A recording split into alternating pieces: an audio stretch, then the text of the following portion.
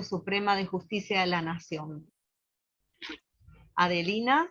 Gracias Cristina, como siempre.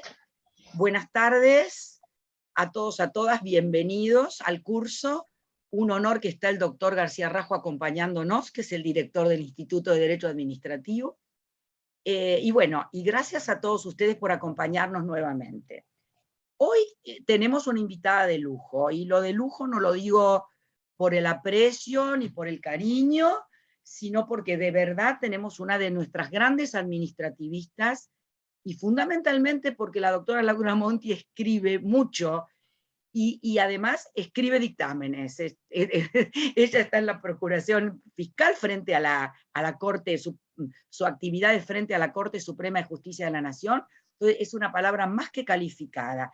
Primero en su especialidad, en su trabajo, pero además ella es magíster en Derecho Administrativo, profesora en la Universidad Austral, profesora en otras universidades, conferencista y una mujer muy valiente, porque una cosa es, y eso Laura siempre te lo he dicho, una cosa es los que escribimos de afuera, los que somos abogados liberales, los que tenemos una opinión, y otra cosa es estar dentro de un organismo del Estado, y básicamente en la Corte, donde la opinión tiene un peso tan enorme, tan grande, entonces además se necesita expertise y valentía, y saber qué se hace, y estar en la modernidad, y estar adelante, y estar con un pensamiento proactivo. Así que es un honor para nosotros entonces hoy tener a la doctora Laura Monti, y conversamos con ella qué tema podría interesarnos, y algo que en un colegio de abogados, donde todos nuestros colegas hacen presentaciones a la justicia, recursos extraordinarios, recursos provinciales, el tema fundamental de la legitimación. Tal vez dentro del derecho procesal, no sé Laura si coincidirás conmigo, es lo que más ha evolucionado en estos últimos años. Yo cuando estudié, que ya hace mucho, la legitimación era un tema secundario, era quién puede firmar una acción y se acabó la historia. Y hoy la complejidad de los temas de la legitimación es tan enorme que nos perdemos en el camino. Así que bueno, legitimación ante la Corte Suprema de Justicia de la Nación, en sus distintas variantes, en cómo avanzamos y en cómo estamos. Como siempre, hacemos una exposición primero y luego preguntas. Yo voy tomando, ¿no es cierto?, en el chat, y nos vamos organizando para las preguntas. Doctora Monti, adelante, la invitamos a empezar con su charla. Bueno, muchísimas gracias al colegio, a Adelina en particular, que siempre me demuestra esta confianza, a todos ustedes por asistir. Este es un tema, sí, como dice Adelina, en los últimos años, en las últimas décadas ya, ha tenido algunas novedades y algunas connotaciones que nos llaman la atención y que se siguen construyendo, razón por la cual, les soy sincera, cada vez que llega un asunto vinculado con la legitimación a la procuración, acá hay algunos de mis compañeros presentes, y a veces es un dolor de cabeza porque no estamos muy seguros todavía. Evocando lo que pasaba antes, cuando, por ejemplo, yo entré a trabajar en el Fuero Contencioso Administrativo Federal en la década del 90, las cosas eran bastante fáciles, pero bastante injustas en un punto. ¿Por qué?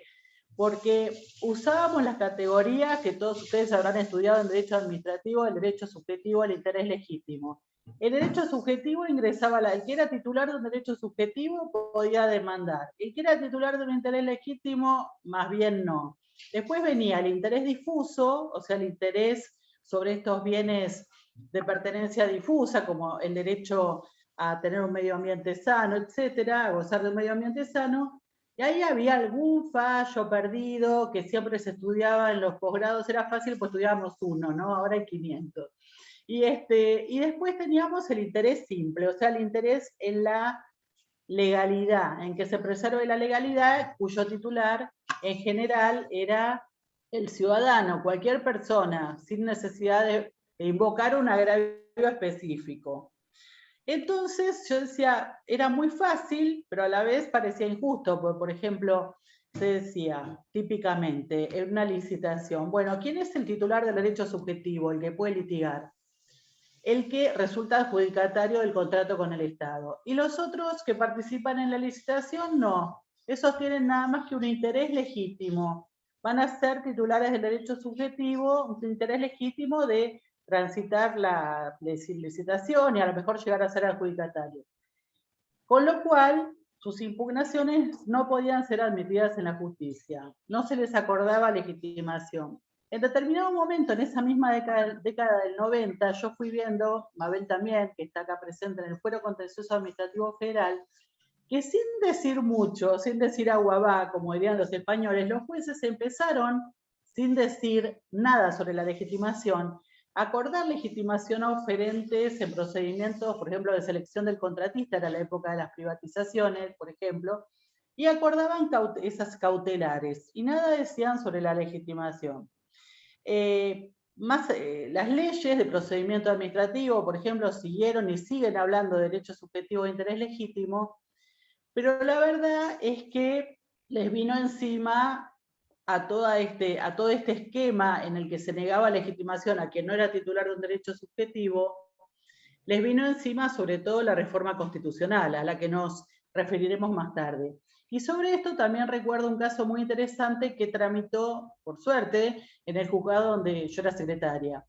En ese caso, se había producido la reunión de la Convención Constituyente, la sanción del nuevo texto constitucional, y una persona, Juan Roder, presenta una demanda que era un amparo ambiental. El amparo ambiental lo iniciaba Roder con base en que él era vecino de una zona, en particular del partido 3 de febrero, acá en la provincia, que había sido destinado o había sido incluido en un llamado a licitación que había hecho en ese momento la Secretaría de Medio Ambiente, que no sé ni cómo se llamaría, ¿se acuerdan cuando estaba la Secretaría Alzogaray? Un llamado a licitación que había hecho y que se trataba de adjudicar la disposición de residuos peligrosos, el tratamiento y disposición final de residuos peligrosos en algunas zonas. Una de ellas será 3 de febrero. Entonces, ¿él qué hizo? Se presentó como vecino de 3 de febrero y dijo, mire, esto me va a causar un agravio, pues yo soy vecino de acá. En condiciones normales, aunque él tenía ese agravio diferenciado porque era vecino de ahí, no se le habría acordado derecho en la jurisprudencia tradicional, no se le habría acordado legitimación, la posibilidad de iniciar ese juicio. Sin embargo, bueno, ahí fuimos con la jueza pidiendo el auxilio a los constitucionalistas. Y me acuerdo de que encontramos una fórmula que usaba Vidal Campos en la que se refería a como que uno tenía a veces que defender una garantía de utilidad sustancial. Y entonces esto es lo que pusimos para acordarle legitimación al demandante, que era lo primero que decía siempre el Estado, no tiene legitimación para frenar una causa. Y cuando la sentencia fue apelada, porque además la jueza le dio la razón al demandante, en la Cámara justo se había sancionado la reforma constitucional y la Cámara entonces usó la figura del afectado, el artículo 43 de la Constitución. Actualmente nos parece algo más que obvio, pero en ese momento fue como todo un avance.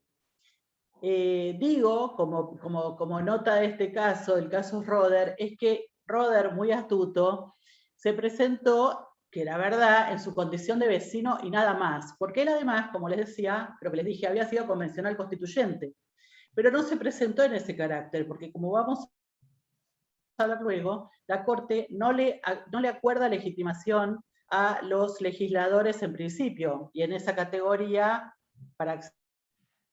para defender, por ejemplo, derechos de naturaleza ambiental o derechos de incidencia colectiva.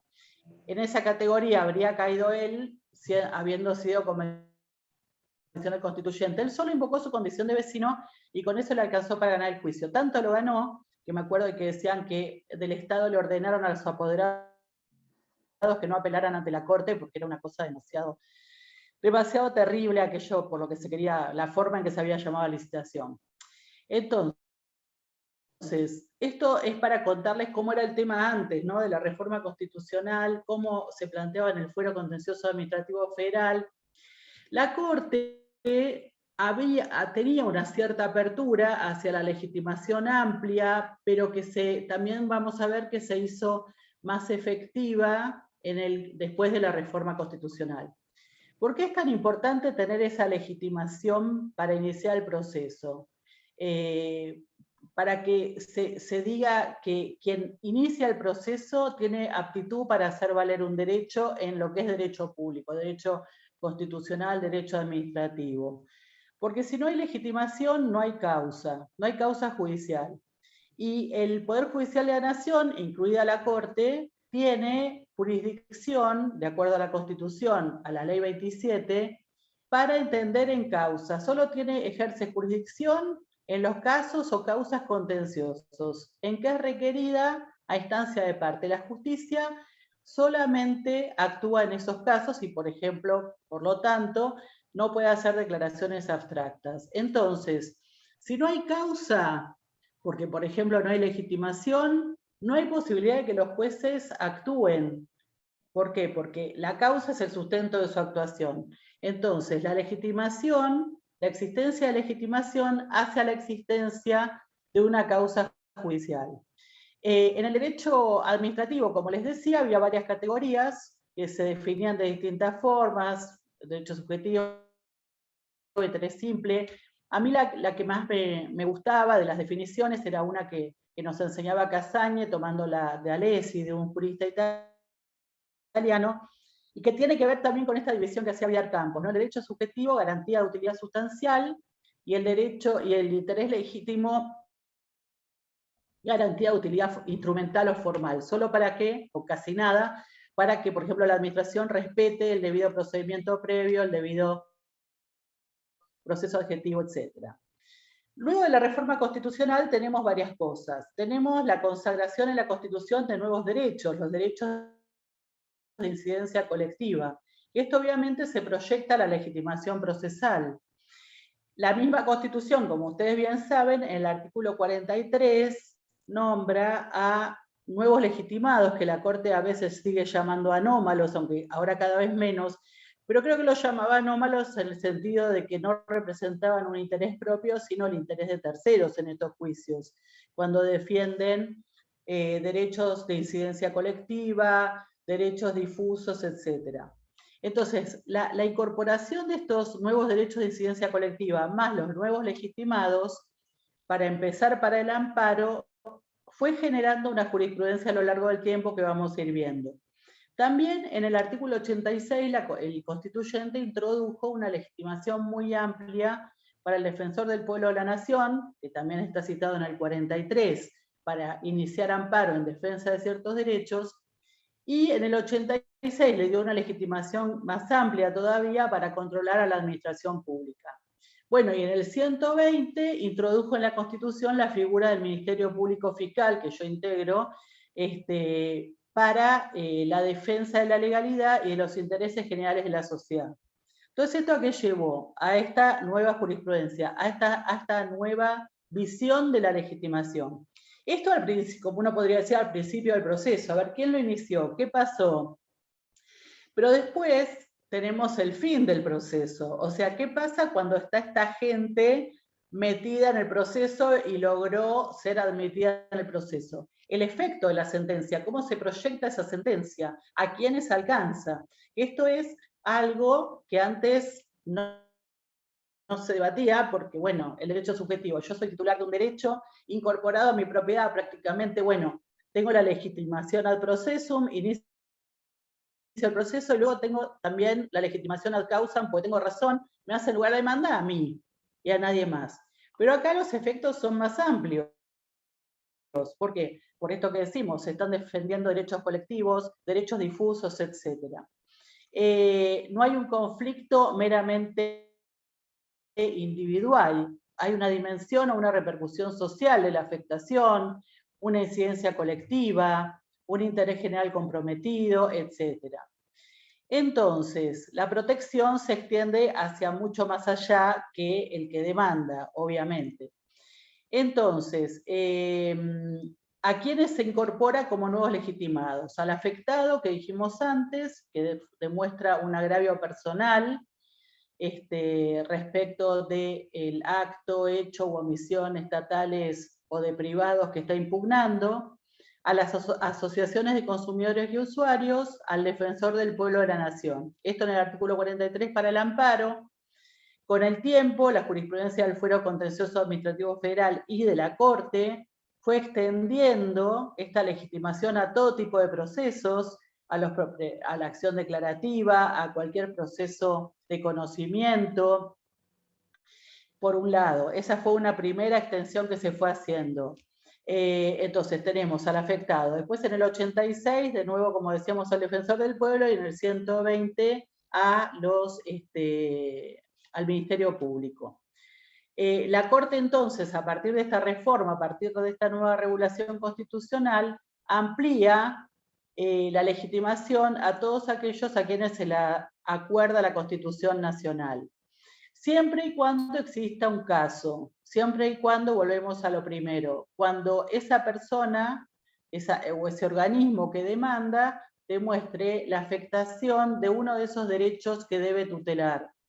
En el caso del artículo 43, el derecho de usuarios y consumidores, el derecho a un medio ambiente sano, la preservación de condiciones dignas de vida, etc. Y también cuando acredita que está representando lo que ahora se dice un colectivo, o sea, un grupo de personas afectadas globalmente por la misma situación que se ataca. Entonces, a partir de eso, ¿qué es lo que ha pasado sumariamente en la jurisprudencia de la Corte? Sobre esto yo les quería comentar cuáles son los legitimados o cómo la Corte ha considerado a las distintas personas que pueden iniciar una demanda y después ir a los procesos colectivos, ¿no? Que son los que han tomado más auge, sobre todo a partir de la sentencia dictada por la Corte Suprema hace ya muchos años en la causa Lavi, donde, bueno, precisamente esta sentencia que dio lugar a la diferenciación entre derechos que son susceptibles de ser tutelados en un juicio, etcétera, y las distintas categorías de legitimados, justamente en este caso Alavi no estaba legitimado. Pero como, bueno, nadie lo planteó, así siguió, no era él el legitimado para impugnar esa ley.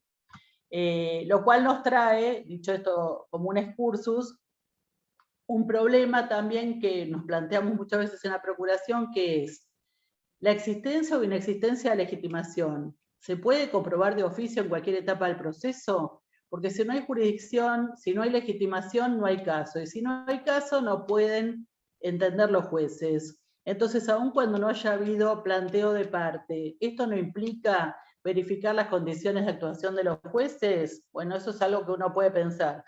No sucedió en el caso Alavi, podría haber sucedido. En general, la Corte ha dicho todo lo que venimos diciendo, que es necesario para que actúen los jueces la existencia de una causa judicial. Y que si esa causa no existe, no se puede juzgar.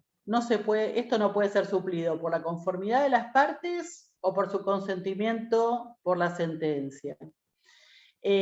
Funda esto, además de la Constitución y las leyes que le exigen una causa judicial para poder actuar al Poder Judicial de la Nación, que si esto no se respetara, el Poder Judicial estaría transgrediendo los límites de la división de poderes, porque en abstracto se estaría pronunciando sobre la actuación o sobre la omisión de los otros poderes del Estado, de los poderes políticos. Esto deformaría sus atribuciones, lo expondría a la imputación de ejercer el gobierno, cuando no es eso lo que le corresponde. Entonces, en orden a ver qué personas están legitimadas en la jurisprudencia de la Corte, de acuerdo sobre todo con el desarrollo que ha tenido esa jurisprudencia después de la reforma constitucional, empezamos por unas personas muy especiales que son los legisladores en general. La Corte como principio a los legisladores les dice, mire, ustedes pueden venir invocando su condición de legisladores en defensa de un derecho propio. Por ejemplo, si se les impide su derecho de ejercer su función de legislador. pero no pueden venir a impugnar actos del mismo poder que integran o de otro poder del Estado, invocando su condición de legislador. ¿Por qué? Porque ellos no están, dice, nombrados en el artículo 43 de la Constitución, y porque ellos no tienen o no pueden demostrar que están representando los intereses de aquellos que los eligieron para atacar una norma judicialmente. De hecho, lo que subyace y a veces se expresa en esta jurisprudencia es que el legislador de esta manera, si impugnara constitucionalmente lo que no se logra en el Congreso, o si impugnara constitucionalmente lo que hace otro poder, a su juicio invadiendo los poderes del Congreso, estaría tratando de lograr fuera del recinto lo que debería poder lograr dentro del recinto. Entonces, un poco la Corte lo que hace en estos casos es decir, bueno, yo respeto la voluntad popular, se nombró a estas personas, ellas deciden o no dictar una ley, y bueno, si no lo logran, pues por ejemplo son minoría, no pueden, bueno, luego venir a la justicia a que el juez sea el que les acuerde legitimación para esto. Y así ha dicho esto la Corte, de que los legisladores no están legitimados, salvo cuando están defendiendo su propio interés en el ejercicio de su función como legislador, que les es impedida por algún motivo, en varias causas, en la causa Polino, en la causa Abarca, en la causa Gómez Díez, en varias causas. Después tenemos los casos en los que los que vienen a invocar su legitimación son las provincias en defensa de derechos que, de nuevo, no son de ellas, sino invocando la defensa, por ejemplo, de sus habitantes, de los habitantes de la provincia o del municipio, o un intendente municipal, como ha pasado hace poco en la causa Grindetti, que la Corte falló hace pocos días. Cuando los municipios o los intendentes o los gobernadores de provincia vienen tratando de defender los derechos de sus habitantes, la Corte también les niega legitimación. ¿Por qué? Porque les dice que ellos no ostentan esa legitimación. Tampoco están enumerados en el artículo 43 de la Constitución Nacional, no pueden representar a ese colectivo, y que si tienen la afectación de un derecho propio, nuevamente pueden presentarse en juicio y tienen legitimación. Pero no en el caso de que quieran representar intereses, por ejemplo, de los habitantes del municipio en orden a la prestación de un servicio público, al establecimiento de una tarifa que les parece que no es la adecuada o que no es razonable, que en ese caso los que tienen que demandar son los afectados directamente, que la provincia no tiene legitimación. ¿Ven? Por ejemplo, en el caso de Neuquén contra el Estado Nacional, del año 2018, la Corte dice esto que les contaba, o sea, se rechaza la legitimación del Estado provincial, porque el Estado provincial puede reclamar en juicio por la invalidez de actos que vulneren sus atribuciones propias de su autonomía política, pero no puede representar a sus habitantes. Esto lo ha hecho en numerosas causas. En la causa Grindetti, que les contaba recientemente, que hace poco falló la Corte en una causa Municipalidad de Berazategui contra Cablevisión del año 2014. En esta última causa, Municipalidad de Berazategui, es muy interesante, porque lo que había hecho Berazategui era erigirse como el municipio de Berazategui en defensor de los derechos de los usuarios de la provincia, invocando lo que sería una relación de consumo. Y la Corte, despejando el velo de eso, le dice, mire, usted no está defendiendo la relación de consumo de los habitantes de su jurisdicción. Lo que está tratando es de ingresar en una relación de derecho administrativo concertada entre el Estado y la empresa prestadora del servicio. Esto no tiene nada que ver con su interés propio, no tiene nada que ver con que se estén afectando los intereses locales.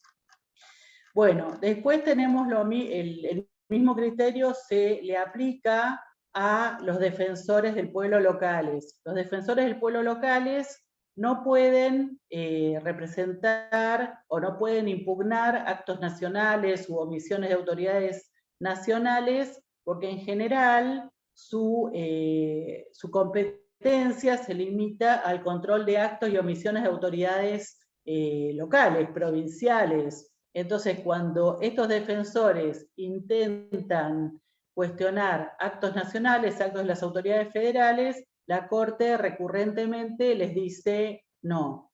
Esto es del año 2006, en la causa de Defensoría del Pueblo de la Ciudad de Buenos Aires contra la Secretaría de Comunicaciones. Y eso, fíjense que la Defensoría del Pueblo de la Ciudad de Buenos Aires, según tengo entendido, en su ley, tiene como una legitimación amplia para impugnar todo tipo de actos. Sin embargo, la Corte le dice no, actos federales no, está fuera de tu competencia. El defensor del pueblo de la provincia del Chaco, el defensor del pueblo hemos tenido de la provincia de Santiago del Estero, acá nuevamente veo de la ciudad de Buenos Aires, etc. Otro ente estatal al cual la Corte le ha negado la legitimación para realizar impugnaciones de actos de otros poderes del Estado es a las universidades nacionales. En varias causas, en dos por lo menos, la Corte le ha negado la legitimación para iniciar demanda por daño ambiental a la Universidad Nacional de Rosario y para la Universidad Nacional de Salta también, haciendo hincapié en que esto estaba fuera de su competencia. O sea, la Universidad Nacional, que es un organismo estatal finalmente, estaba con este tipo de acciones en las cuales no demostraba un interés especial, una afectación, un agravio especial, estaba invadiendo la competencia de otro órgano, por ejemplo, la Secretaría de Medio Ambiente. Bueno, yo creo que ahí, que hoy justo lo hablábamos con una amiga, a la Corte le talla también, aunque no lo dice, este razonamiento. Una cosa es el particular. Los particulares actuamos con libertad, ¿no? El artículo 19 de la Constitución, sujetos a las leyes que reglamenten, por ejemplo, en este caso, el ejercicio de una acción procesal, el inicio de un juicio, etc. Pero los órganos estatales tienen una competencia y actúan dentro de esa competencia y nada más. Entonces, me parece lógica la solución de la Corte, aunque ha sido muy criticada, porque, por un lado, porque se acuerda de nuestro dictamen, que estaba muy lindo, pero fuera de eso, por el hecho de que si no, se podrían generar juicios recíprocos entre entidades estatales por los cuales una entidad pretendiera anular lo que hace la otra, estando esto fuera de su competencia. O sea, una cosa es que una entidad estatal invoque un agravio propio, ¿no? Por ejemplo, la provincia o la ciudad demanda a la nación porque considera afectado su derecho a tal o cual cosa, la afectación de la distribución de la coparticipación federal de impuestos. Mil cosas puede ser. Otra cosa, o la universidad considera que la nación o que algún otro organismo del Estado o que una provincia ha afectado su autonomía con tal norma. Bueno, ahí hay la afectación de un derecho propio. Ahora, para representar derechos de otros derechos, como sería acá un derecho difuso, un derecho de otras personas, no tiene legitimación, no puede actuar fuera de su competencia. Entonces, el tema de los organismos y de las autoridades locales y de otros organismos que no, impugnando la acción de otros organismos, la Corte lo ha rechazado. Lo mismo la legitimación de los legisladores. Después tenemos, que lo dejé por último porque es una de las categorías que trae más problemas, la legitimación del ciudadano. O sea, yo les dije antes que cuando estábamos en contencioso administrativo federal, una de las intereses de los que se hablaba en doctrina más que todo era el interés simple. Como el simple interés, casi nada, en la defensa de la legalidad, por la legalidad misma, sin que la persona pueda invocar un agravio. Bueno, la Corte reiteradamente, y lo ha hecho hasta nuestros días, niega al ciudadano que solo persigue la defensa de la legalidad, la legitimación para actuar en juicio. Dice, en esos casos, si uno viene en su condición de ciudadano, no justifica un agravio diferenciado respecto de la situación en que se hallan los demás ciudadanos, tampoco tiene legitimación constitucional para defender el interés general, para defender tales o cuales derechos, como el derecho a un medio ambiente sano, el derecho de consumidores y usuarios, etc. Por lo tanto, no está legitimado el ciudadano por su condición de tal. El caso Iannuzzi del 2008, y así hasta el caso Abarca, ¿se acuerdan de fines del 2016, en el que la Corte consideró que era inválida el establecimiento de nuevas tarifas de servicios públicos? Bueno, de nuevo dijo el tema de que el estatus de ciudadano no alcanza, no hay legitimación, no acuerda legitimación para iniciar un juicio.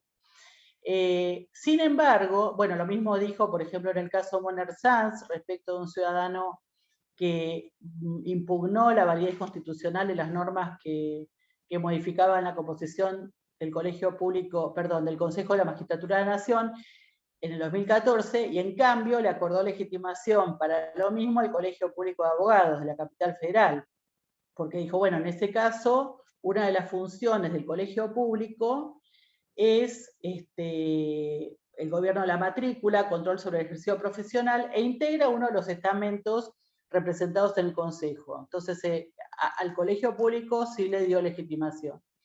Sin embargo, a pesar de esta reiterada y fuerte jurisprudencia en contra de la legitimación del ciudadano, la Corte tuvo un caso en el año 2015, si no me acuerdo, acá lo estoy buscando, el caso Colegio de Abogados de Tucumán, en el cual hizo una salvedad respecto de esto. O sea, dijo, el ciudadano no tiene legitimación, no existe nada que pueda llamarse acción popular, o sea, cualquier ciudadano iniciando una demanda, esto ya lo hemos dicho, pero aquí, que era un caso en el que el Colegio Público de Tucumán había impugnado unas reformas constitucionales que se habían hecho en la provincia, sí hay que admitir legitimación.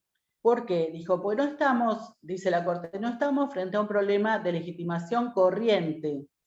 Lo que invoca el Colegio Público de Abogados acá, no es que se le afectó tal o cual derecho, sino que está tratando de resguardar la fuente misma de toda legitimidad, que es la Constitución. Entonces dice, por eso la configuración de un caso, dice la misma Corte, es diferente de la evaluada por el tribunal en precedentes en que estaba en juego otro tipo de derechos.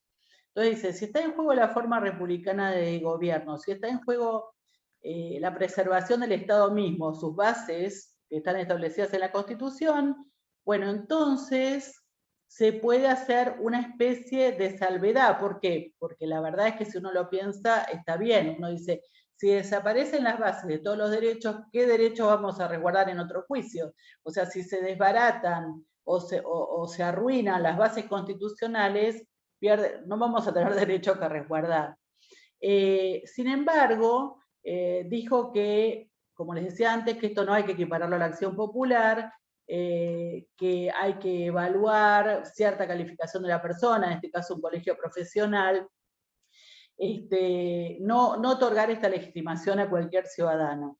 Y esto me hace acordar a un caso que falló en su momento la Corte de la Provincia de Buenos Aires, en el que el colegio público de la provincia había iniciado una demanda a fin de que se instaurara el fuero contencioso administrativo en la provincia, del que yo formé parte. Bueno, también fue un caso muy particular, porque se le acordó legitimación al colegio y además la Corte se adentró en una impugnación por una omisión de la provincia, una cosa bastante peculiar, y le ordenó a la provincia lo que tenía que ir haciendo a fin de instaurar el fuero. Ese fue un caso muy shocking en su momento, a nosotros nos recontra sirvió, pues íbamos a ser jueces de ahí y estábamos ansiosos, pero bueno. Por último, les quería hacer algunas notas en materia del proceso colectivo, que es el que para nosotros es el que más problemas nos presenta, ¿no? Aunque como ven, respecto de las otras personas también tenemos problemas. Ah, bueno, me olvidé, el Ministerio Público, ese me lo olvido porque aquí en medio porque es a propósito, pero se me lo olvido. El Ministerio Público, la verdad es que tiene legitimación una legitimación súper amplia en defensa de la legalidad y los intereses generales de la sociedad.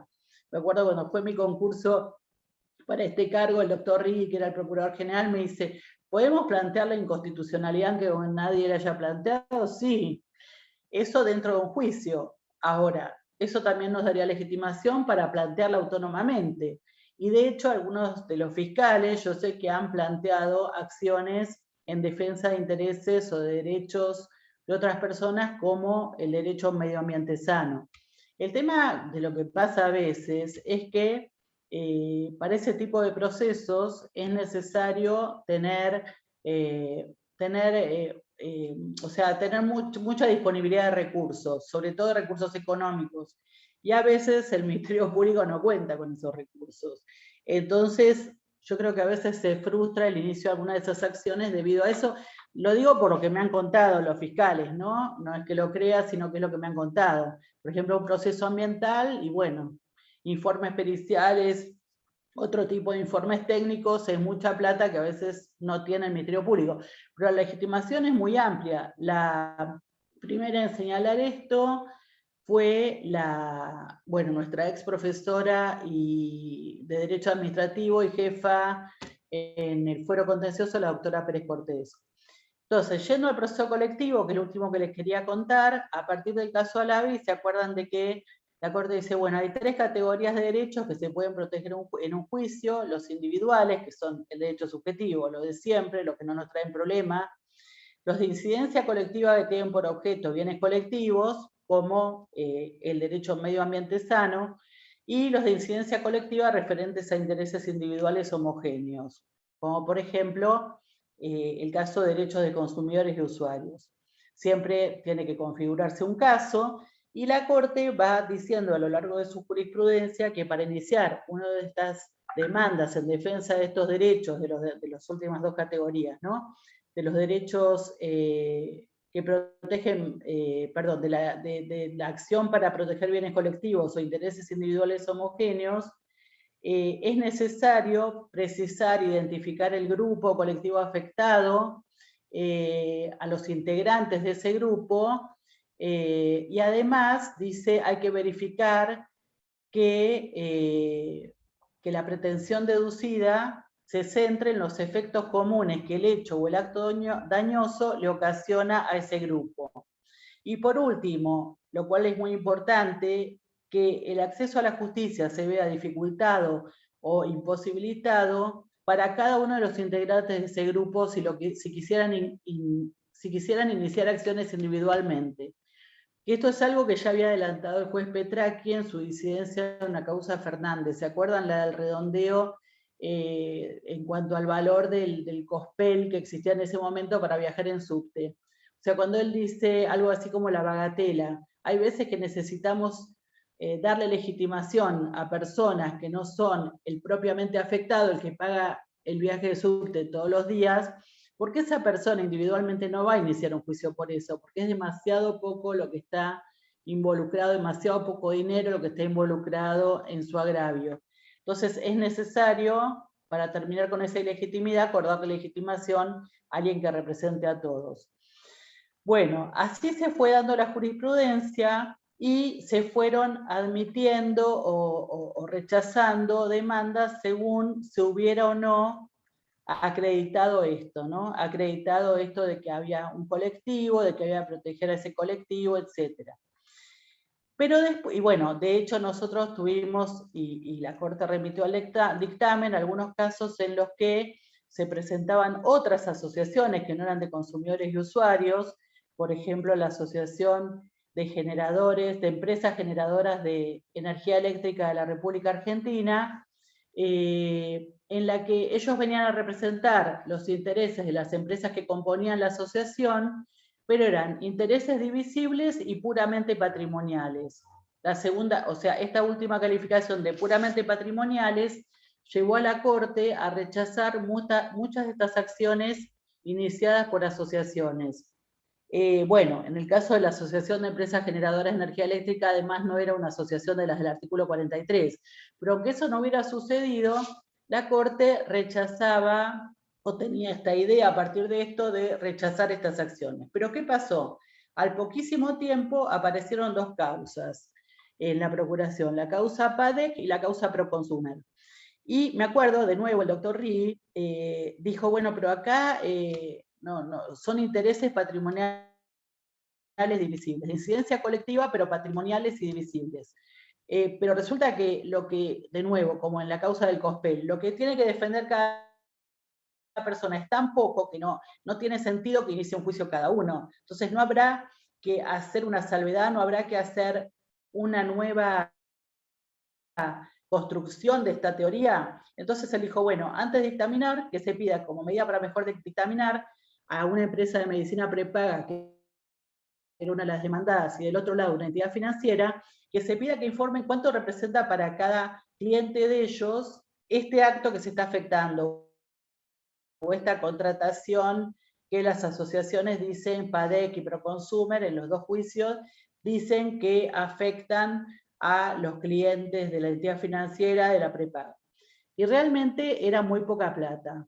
Entonces, allí la Corte, a partir de esos casos, empezó a decir que en esos casos, aun cuando hubiera intereses patrimoniales divisibles, igualmente había que acordar legitimación. ¿Por qué? Porque se iba a dar esa última condición de que no tenía sentido o no iba a suceder nunca que las personas individualmente demandaran. Entonces se iba a afectar finalmente su tutela judicial, porque no iban a iniciar la demanda, porque se iba a seguir produciendo la ilegalidad.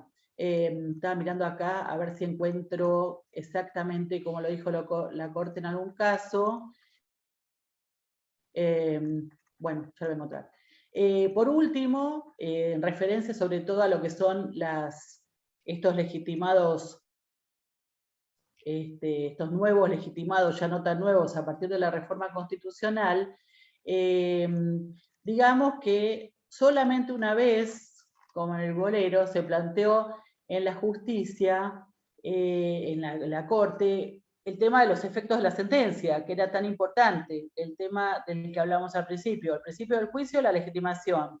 Al final del juicio, los efectos de la sentencia. Bueno, ese fue un caso insólito. Yo me acuerdo de que estaba en la Corte como secretaria letrada y aparece esta causa en cuanto al fondo, una causa del defensor del pueblo contra, en ese momento, las empresas que prestaban el servicio de agua potable y cloacas y contra el ente regulador. Lo que estaba impugnando el defensor del pueblo era una norma del ente regulador que afectaba a los propietarios de edificios en propiedad horizontal. Entonces, ¿qué hizo el defensor del pueblo que en ese momento estaba? ¿No? Pues también no hay más fallo de defensor del pueblo, pues hace 1000 años que no hay defensor del pueblo a nivel nación.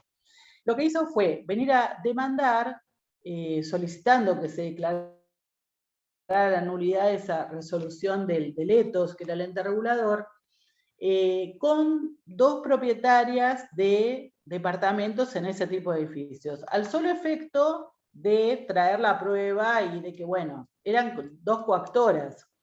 Se dicta sentencia en favor de los demandantes, llega a la Corte en una decisión muy reñida, confirma esa sentencia en un fallo que a mí me gusta mucho, y pasados los años, bueno, yo me fui a otros lados a trabajar que yo, cuando llego a la Procuración llega el mismo expediente, porque en la etapa de ejecución, por decirlo, se había planteado, algunos de los demandados habían planteado que esa sentencia no tenía efectos respecto de todos los propietarios sujetos al régimen de propiedad horizontal, sino que solo lo tenía respecto de esas dos personas que habían acompañado al defensor del pueblo en la demanda. Entonces, bueno, cuando llega eso digo, no puede ser. O sea, si está el defensor del pueblo es obvio que si obtiene una sentencia favorable, como si la asociación obtiene una sentencia favorable, se le aplica a todos, a todos los que están dentro del universo, dentro del colectivo defendido. Bueno, en ese caso, que es un caso que pasó medio desapercibido, pero es importante, defensor del pueblo contra Estado Nacional de 2009, la Corte dijo que es evidente que, bueno, que los efectos de la sentencia, revocó la sentencia de Cámara diciendo que en este caso los efectos eran para todo el mundo. Así que bueno, perdón por el desorden, es el mismo desorden que tengo en mi cabeza, Pero bueno, les quería comentar más o menos así es como está la situación actualmente. Le dije a algunos de mis amigos que están en estos temas que vinieran acá por si querían corregir o agregar o comentar, y bueno, y queda abierto a todo el mundo para que veamos lo que quieran, o para que me arrojen con algo a la pantalla. Así que bueno, eso es todo. Gracias.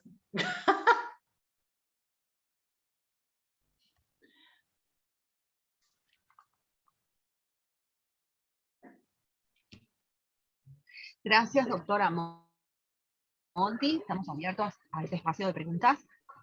Estamos viendo el chat, a ver, porque así pueden formular preguntas. Bien, bueno, excelente, doctora, muchísimas gracias. Gracias.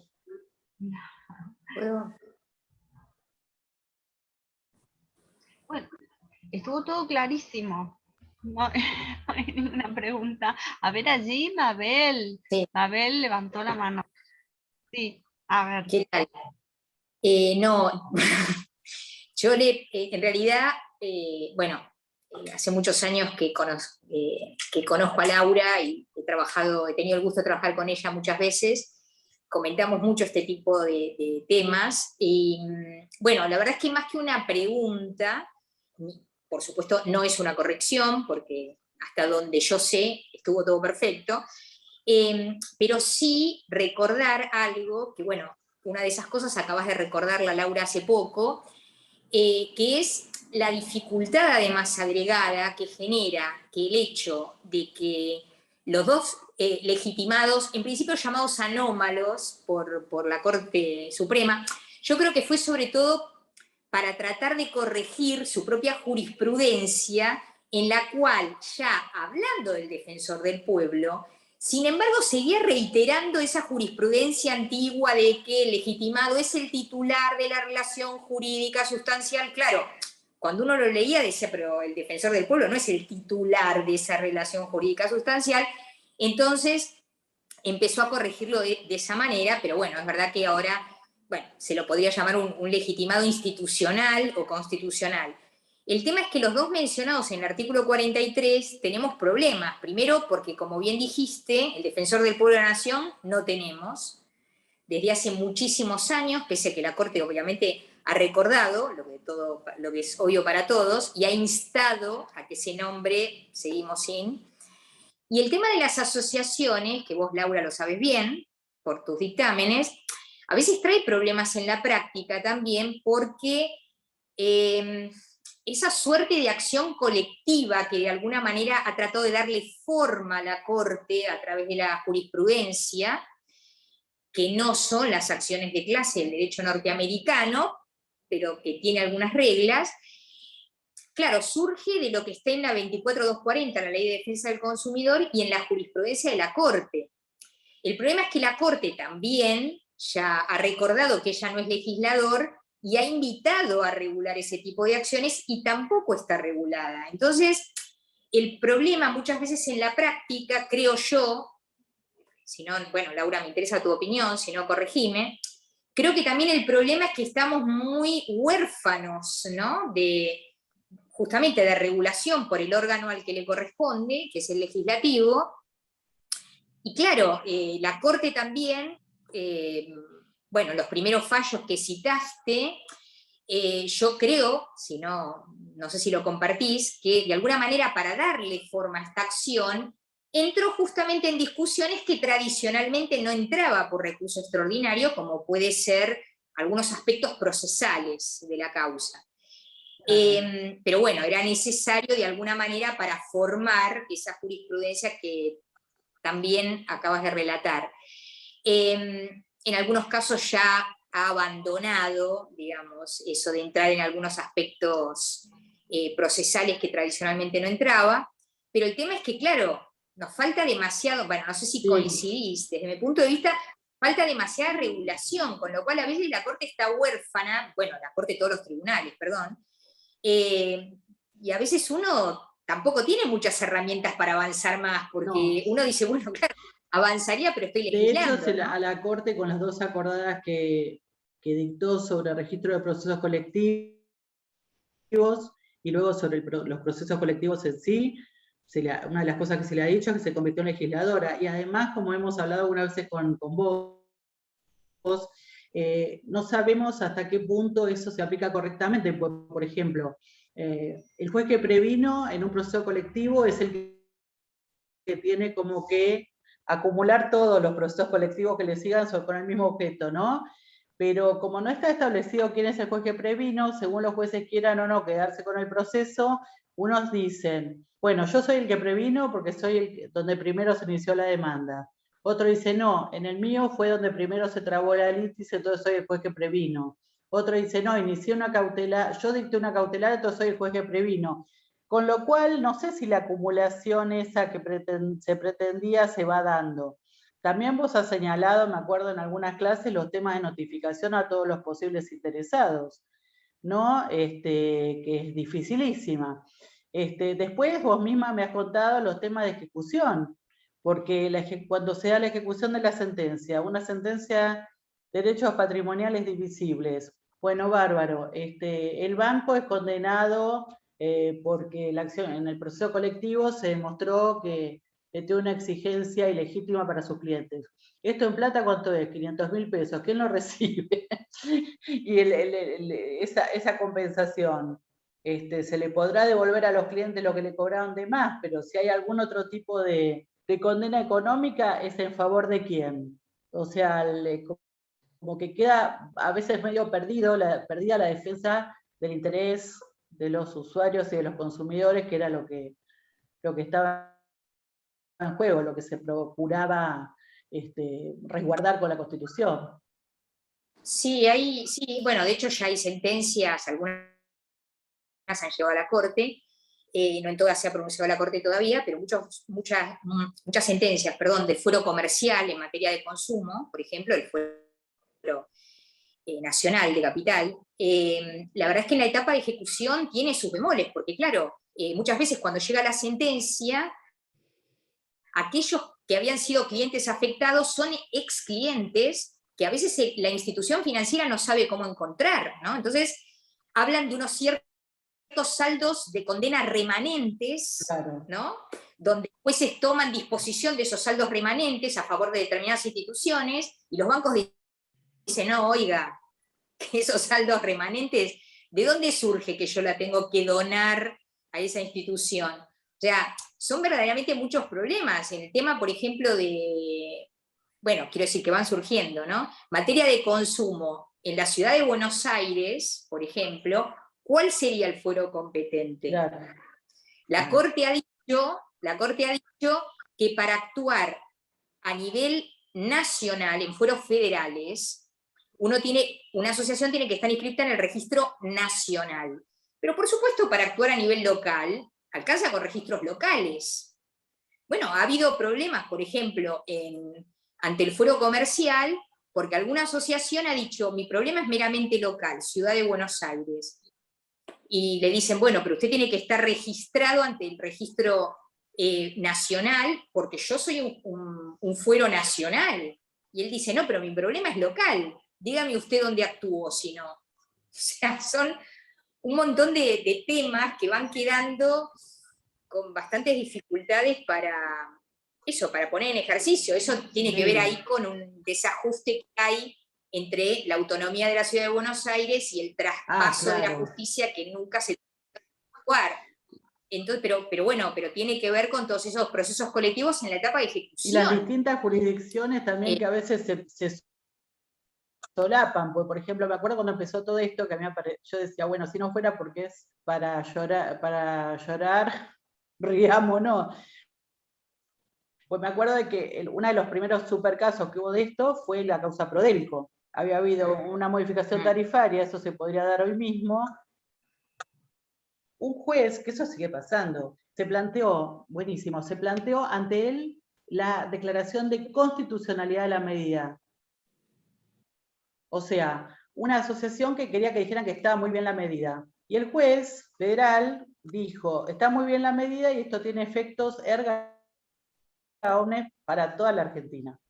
Entonces, bueno, después la misma Corte declaró la invalidez de esa modificación tarifaria.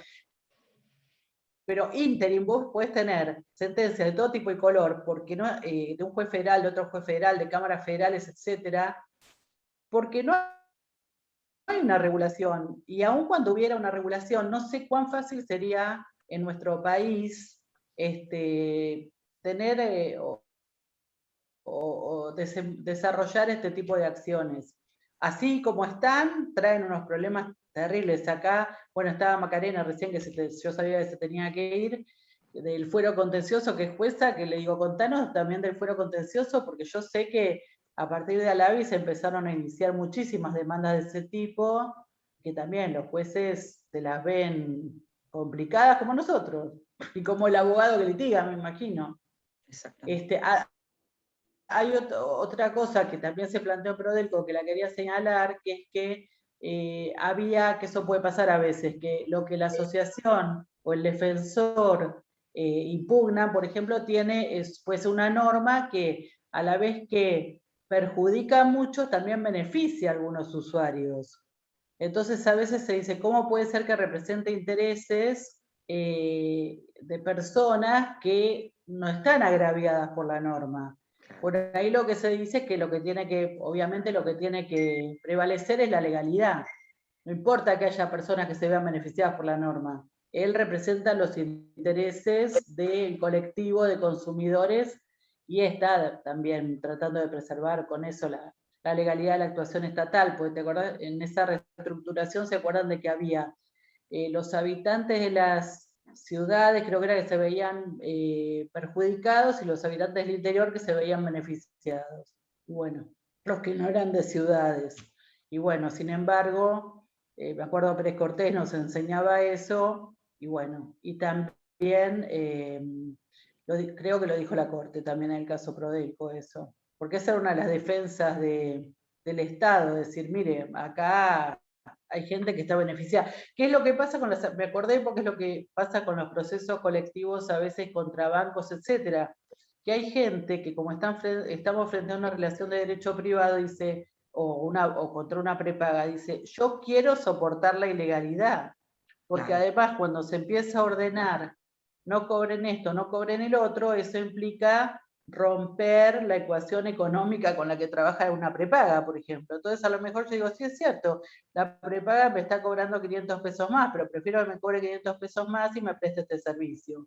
Y entonces ahí está el tema de la notificación a las partes que podrían verse involucradas, quién quiere verse dentro o fuera del juicio, y hasta cierto punto, porque si yo me presento al juicio, digo que no me alcance a mí la sentencia, no me sirve para nada, porque ahí hay un tema no sé cómo decirlo, de solidaridad, como en lo que es previsional. Si no se hace la bolsa de los aportes de todos, a mí no me sirve yo seguir pagando eso.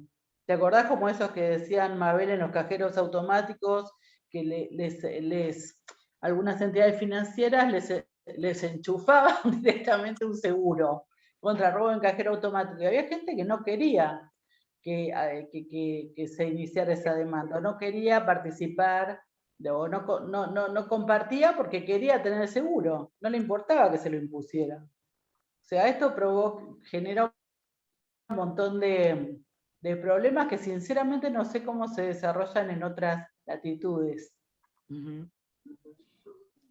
Sí, bueno, algunas de las latitudes de las que la Corte tomó un poco cierto modelo, un poco la forma del modelo, está muy regulado. El problema es que a nosotros nos falta regulación y creo que la Corte avanzó hasta donde ha podido, para el gusto de muchos, demasiado, pero bueno, ya la cosa se va complejizando y requiere, ¿no?, más normas. Hay algunas en la Ley de Defensa del Consumidor respecto de la posibilidad de optar, por eso la necesidad de una notificación adecuada a la clase, ¿no? Puede optar por que no lo alcancen los efectos de la sentencia, pero bueno, claro, como decís, ahí, digamos, si una sentencia le resultaría perjudicial, bueno, por los efectos expansivos, ahí habría que ver contra quién tendría que ir después, ¿no?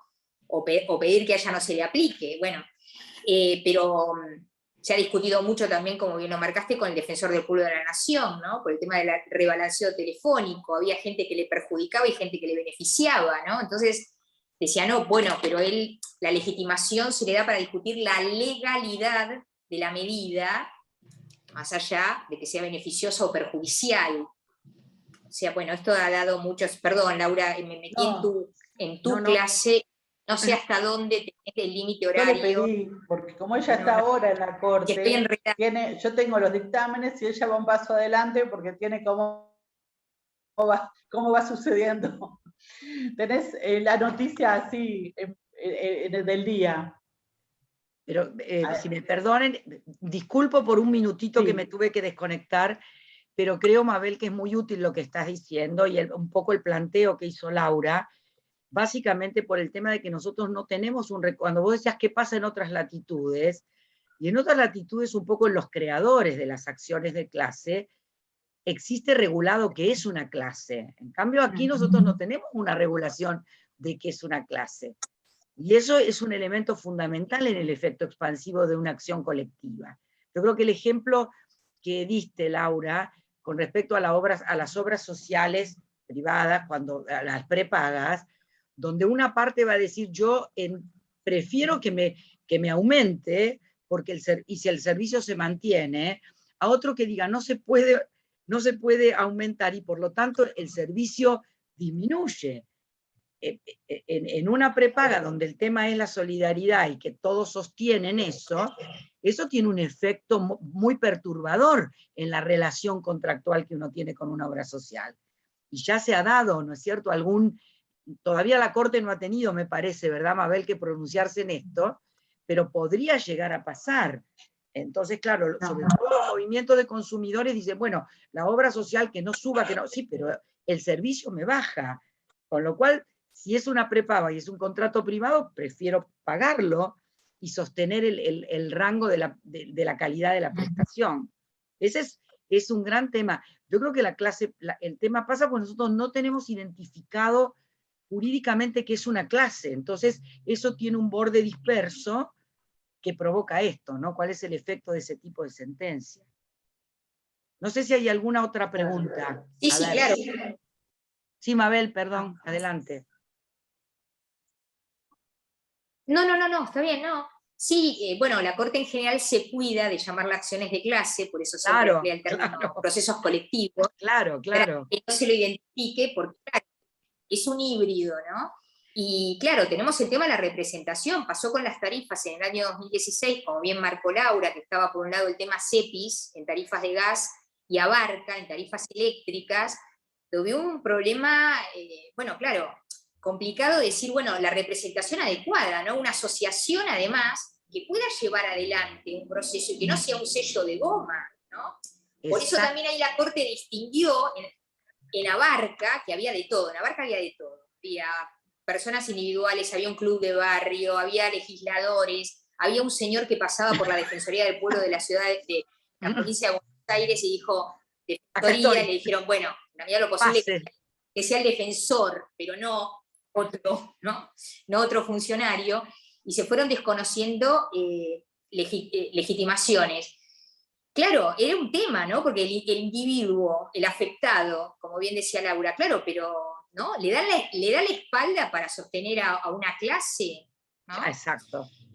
Después el tema del juez que previno, como bien decía Laura, que era un problema en la primera acordada en la Corte. En la segunda se trató de regular en lo posible, que el juez tenía que definir la clase, tenía que inscribirlo en el registro que creó la Corte a partir del fallo que mencionó Laura de Municipalidad de Berazategui contra Cablevisión. Bueno, y ahí es el juez que inscribió primero. Claro, después nos encontramos con que los jueces rehusaban inscribir para no ser el juez que acumulara. O sea que esto también es la República Argentina. Querían inscribirse como el primero porque tenían interés en recibir los siguientes. Entonces, ¿quién era el primero? Era todo un debate. Yo porque recibí la primera demanda, ¿te acordás? Bueno, que ya lo dijimos recién. Yo porque soy el primero donde se trabó la litis. Yo porque soy el primero que tiene una cautelar. No, el primero es el primero, es la primera demanda. Pero bueno, pasan esas cosas, no están decididas ni definidas. Y mientras tanto se suceden decisiones contradictorias, seguro. Habría que conocer la realidad de toda la justicia federal de todo el país. Sí, y muchos jueces que ante procesos individuales, que se inician como individuales, cuando el objeto fue objeto de un proceso colectivo, o está haciéndolo, digamos, tienen la tendencia a mandarlo y decir, bueno, usted vaya allá que está el proceso colectivo, y el señor grita, nos ha pasado mucho en materia previsional, el señor que está en la provincia de Córdoba grita y dice, no me manden al federal de Capital, si es individual, y le dicen, no, pero hay un proceso igual, en el federal de Capital, vaya, y el señor dice, pero si yo no quiero estar en ese proceso. Porque además lo que pasa en esos casos, que hace unos años lo hablábamos con la procuradora, es esto, que claramente, si yo me meto en un proceso colectivo y suponete que acompaño al legitimado colectivo, ese proceso se me va a dificultar, claramente. ¿Por qué? Porque va a haber para empezar, todos estos problemas de los que estamos hablando. Si yo voy de manera individual, es más fácil, bueno, eso va a caminar más rápido, para bien o para mal. Entonces, por ejemplo, en ese caso había unas personas que querían demandar por unas prestaciones para sus hijos enfermos. Y no sé quién les dijo que iniciaran un proceso colectivo. Todavía están esperando que se trabe la litis. Mientras tanto, los chicos no tienen atención. Entonces, esa es otra cosa que tiene que evaluar el abogado, ¿no? De decir, voy con esto, son 6 personas, después que alguien inicie un proceso colectivo, si quiere. Mientras tanto, logremos para estas personas una protección.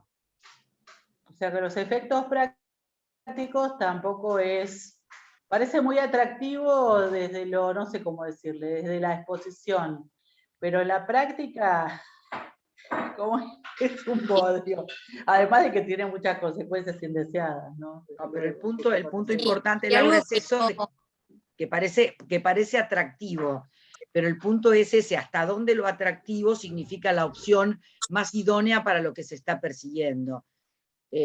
Yo entiendo, claro, y los que trabajamos en esto, que la acción colectiva tiene eso, suena como muy bonito, muy bien, pero hay que tener mucho cuidado en la elección del camino procesal, que no siempre es el mejor para nada ese. Y sobre todo el tema ese de la acumulación, claro, al primero, trae más de un problema, eso es cierto. Claro. ¿Tenemos alguna otra consulta? ¿Tenemos alguna otra intervención? Yo voy a recién... Solo una cosa. Adelante, Mabel. Adelante. Perdón, ya me callo. Una cosa pequeña, pero que me parece que tiene importancia. Que a mí me conste, creo que la Corte no lo dijo expresamente. Pero por lo que yo he visto, cuando alguien, y pasó en Abarca, por ejemplo, con el Club de Barrio, cuando alguien plantea la legitimación como afectado individual y además pretende la representación de un colectivo, la Corte termina rechazándole la posibilidad de la legitimación como colectivo y no le trata a la individual. O sea, exactamente. Perdón, pero me parecía importante poner foco en esto porque si alguien está interesado como subsidiariamente en el planteo individual, me parece que lo ideal es ir directamente por el planteo individual, porque cuando lo plantea como subsidiario y le rechazan el colectivo, no he visto que le trataran. Claro, porque lo plantean como derecho colectivo, pues nosotros tuvimos un dictamen que ahí está Susana, que es la causa Cavalieri, que creo que la nombré antes, en la cual venía un señor Cavalieri porque decía que la obra social no le daba un aparato que precisaba para la apnea. Y también venía una asociación. Entonces la Corte le dijo, a la asociación no, dice, porque no se demostró que el resto de los afiliados tengan ese problema, o sea, no hay un colectivo, es una persona. Y lo dejaron seguir a Cavalieri. Pero como decís vos, Mabel, si viene Cavalieri por sí como afectado y en representación de todos los afectados, lo más probable es que le digan que no a todo. Esto exacto, porque era Cavalieri por un lado y la asociación por el otro. Exactamente. Eso le pasó al Club de Barrio en Abarca, por ejemplo. Ahora que Mabel habla de Abarca y de CEPIS, un tema que yo también te quería preguntar, Laura, es el famoso de la legitimación del defensor del pueblo.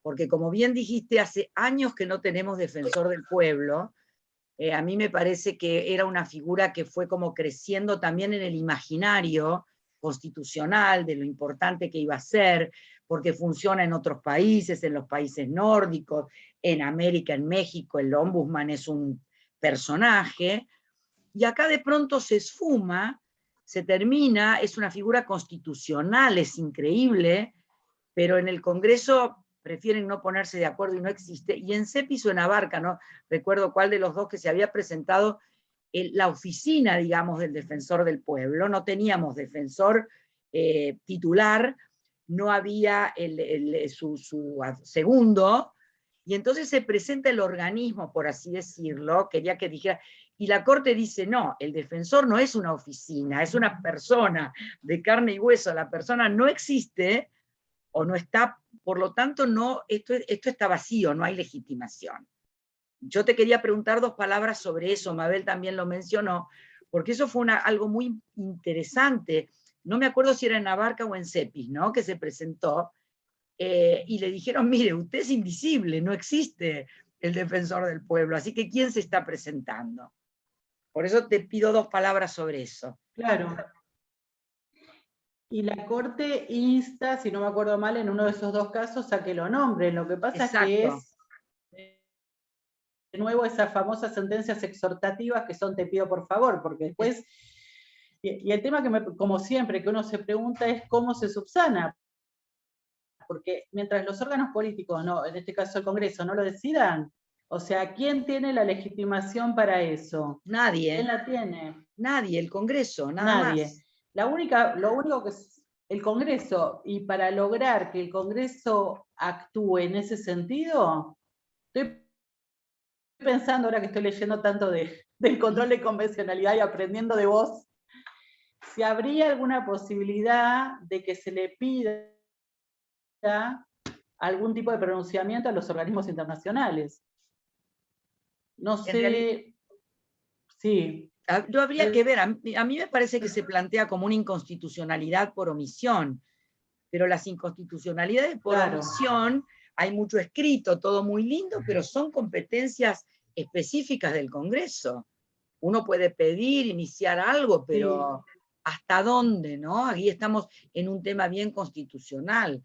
¿Hasta dónde se puede pedir a un órgano que una competencia específica la active si no la quiere activar?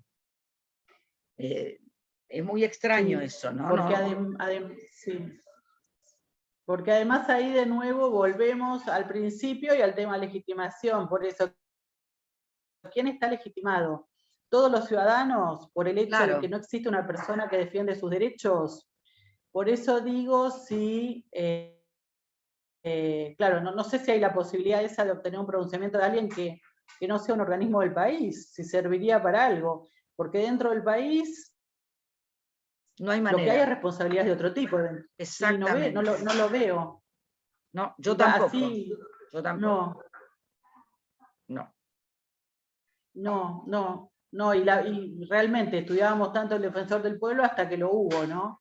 Exacto. Hasta que cuando dejó de haberlo, porque el de la nación, bueno, hace, no sé, 20 años, y el de la provincia creo que era el que venía en Cepis, Buenabarca, vino el secretario, pobrecito. Exactamente. Lo corriendo.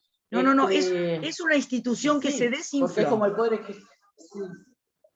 Se desinfló. Sí, desgraciadamente sí. Sí. ¿Tenemos alguna otra pregunta? ¿Alguien que quiera? No veo ninguna. Bueno. Pienso, Laura, que ya siendo las 6:20, hace un largo rato que te estamos sacando el jugo, y yo le voy a agradecer a la doctora Mabel Vieito, Mabel, que hayas intervenido en esto, porque es otra voz calificada en los temas que estamos viendo, así que te agradezco muchísimo. Y bueno, Laura, creo que podemos dar por cerrada, ¿no es cierto?, la charla de hoy. Gran tema el de la legitimación, hay que seguirle dando rosca a esto, porque yo creo que hasta ya vemos que la Corte es un tema que es como que cada vez que se presenta algo así, estamos como con los ojos abiertos a ver qué es lo que la Corte dice. Así que bueno, Laura, te agradecemos enormemente en nombre del Colegio de Abogados. Por favor. Voy a sumar a Mabel, gracias, porque ha sido casi un plus, un protocolo anexo a nuestra reunión de hoy, que son reuniones de amigos, de colegas que trabajamos en esto. Así que muchísimas gracias, Laura. Hasta la próxima. Gracias a vos y a ustedes por invitarnos. Gracias, Mabel. Gracias. Gracias, Mabel, de vuelta. Muchísimas gracias a todos. Y los esperamos a todos en nuestra próxima charla, que va a ser la doctora Sofía Sagüez, también sobre tema de Corte Suprema de Justicia de la Nación. Así que muchísimas gracias a todos. Hasta la próxima. Cristina, Cresca, gracias. Lalo, adiós. Y a todos los que nos acompañaron hoy. Bye, bye.